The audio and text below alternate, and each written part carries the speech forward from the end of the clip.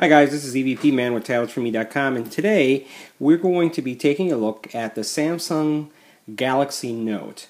Now, this is not the AT&T version, but this is the global version, but at least this will give us kind of a heads up as to what to expect if you are interested in this super duper ginormous phone. So, let's go ahead and open up the box and see what's inside. So, here is our Galaxy Note. Take this out for a second. And this is a big phone. So let's compare that. If I were to put this next to an iPhone, let's put it right next to the iPhone so you can see this. You can see that this phone is really big. If I were to compare this to the actual Samsung Galaxy S2, you can see what the size of that phone looks like. Again, a 5-inch screen, and what's impressive about this phone is that while it is 5-inch, it's pretty thin. So, big phone, Super AMOLED screen, 8-megapixel camera in the back, a 2-megapixel in the front, running Gingerbread. Not ice cream sandwich yet, so I don't know if they'll update it by the time it is available on the actual AT&T network. But let's take a look at what else is in the box, and then we'll look at the device itself. So this being a global phone, the charge is probably going to be a little bit different. But what we have inside, let's see, some headphones. It's interesting that they have white headphones for a black phone. The battery. So here we have the battery for the actual device. 2500 milliamp battery.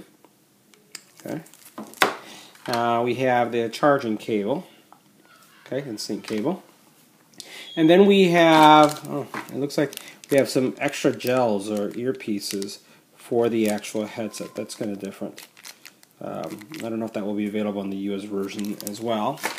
And then our charger. And the charger here is, it's a Samsung charger. This one, because it's a global phone, a world phone, the adapter happens to be a global one.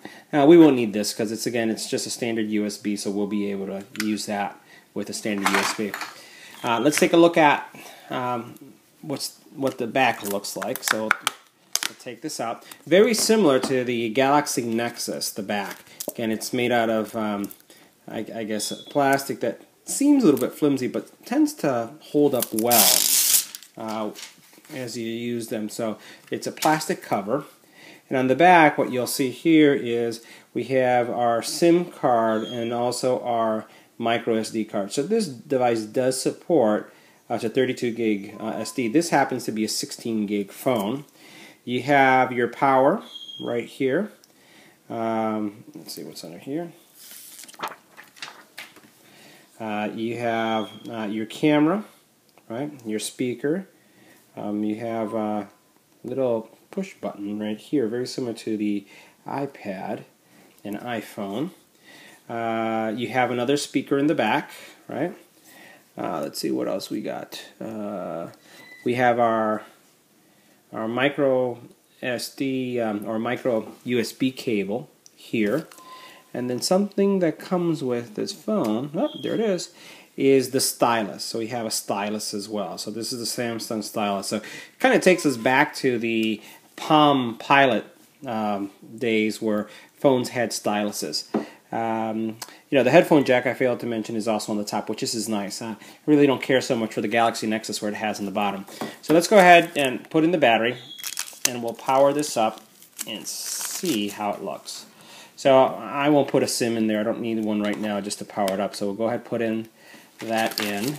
I'm sure the cover is going to be installed similarly to the one that we did for the Galaxy Nexus. So I'll probably just snap in.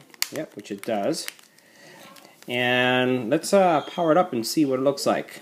So we'll power it up. It should have some residual battery power. Let's see. Oops, that's all right.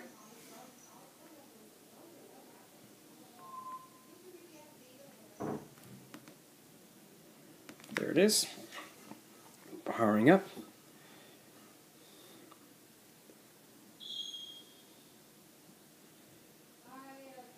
Let's Okay, standard startup, very similar to the Galaxy Tab, I'll say, the startup. And here is the standard touchscreen for setting up Android operating system. So we'll say US English, and we will skip SIM, and we will hit next. I will go ahead and leave this like this. I think this it will adjust by itself as we connect to the network. And there you go. There you go. It performs well. I don't know if it's just an effect, but it doesn't really stutter, but it kind of slides as it transitions from screen to screen. Very, very large screen. So what we'll do is we'll sync this to my network. We'll see how it performs, and we'll do a hardware comparison. We'll compare that to some of the other phones that we've seen, and we'll see how this phone performs. Again, huge phone, and the viewing angles are actually gorgeous. It's really look at that. You can just see the screen almost in any angle. So we'll come back to a deeper review of hardware performance in the next video.